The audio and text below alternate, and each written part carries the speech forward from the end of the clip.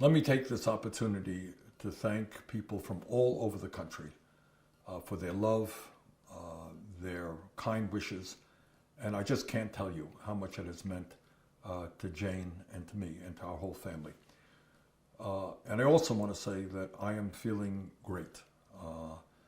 I'm getting my endurance back, and I look forward to getting out on the campaign trail as soon as possible. But let me relay to you just kind of an experience that I had lying in a hospital bed in Las Vegas after the heart attack. And I thought about a lot of things, needless to say, but one of the things that just went through my brain is what would have happened if I did not have the good health insurance that I have. I have both Blue Cross and Blue Shield through my job in the Senate, and then I have Medicare as well. So what happens if somebody had no health insurance, who felt the pain in his or her chest, or felt really sick, and said to themselves, do I really want to go to the doctor or the hospital because I don't have tens of thousands of dollars to pay for the medical bills that I'm going to incur? How many people are in that position? How many people have died because they don't get to the doctor or the hospital when they should? And it made me feel even more strongly the need for us to continue our efforts to end this dysfunctional and cruel healthcare system which leaves so many people uninsured, underinsured, causes bankruptcy, lowers credit scores for people who owe medical debt. It is an insane, wasteful, bureaucratic system based on the greed of the healthcare industry. So I got to tell you that even as I sat and lied down in that hospital bed in Las Vegas, this issue of the struggle that we are engaged in just, permeated my mind.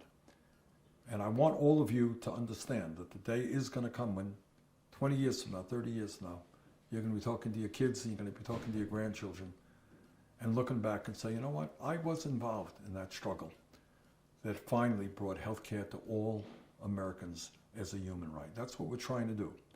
So be proud of the efforts that we're making, understand the enormous opposition that we're facing from the drug companies and the insurance companies, but we are going to win this struggle.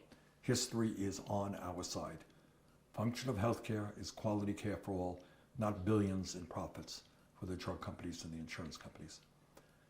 And the other thing that I was thinking about as I lied in the hospital bed in Las Vegas is, I've had a rough week. I've suffered adversity, and that's true. And I don't wish anybody to have a heart attack and get scared the way, our family did. But let me tell you, as you all know, I am not the only person in America dealing with adversity. A lot of people dealing with a lot more pain than I am. I mean, right now as we speak, in the wealthiest country in the history of the world, you got 500,000 people sleeping out on the streets of this country. Talk about adversity. What does that mean? To not know where you're going to be sleeping tomorrow night, not knowing if you can have food to eat. Talk about adversity is the mother that I met in Iowa, makes $10 an hour, is raising 3 kids. How's that for adversity? Talk about adversity is the fact that so many of our people in this country work so hard and they're unable literally to pay their bills, and they're scared to death that if their car breaks down they can't get to work, worried if they're going to be able to pay their electric bills or their phone bill. That's adversity. And adversity is about young people in this country, bright young people who've done well in high school.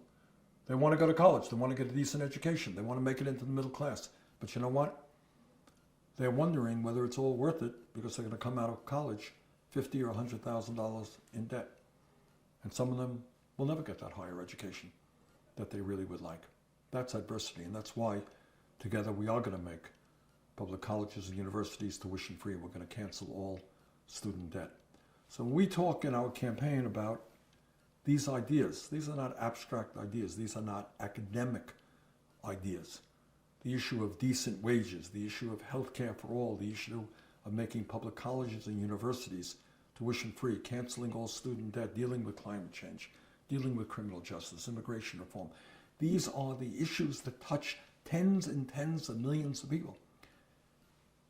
And just because they're not talked about much in Congress, a Congress which is largely owned by campaign contributors, not just because they're not talked about in the corporate media, who try to deflect attention away from many of these enormously important issues. Our job is, despite all of that, is to stay focused on the real issues that impact the American people. And I know it's not easy, because this particular campaign, we're taking on everybody.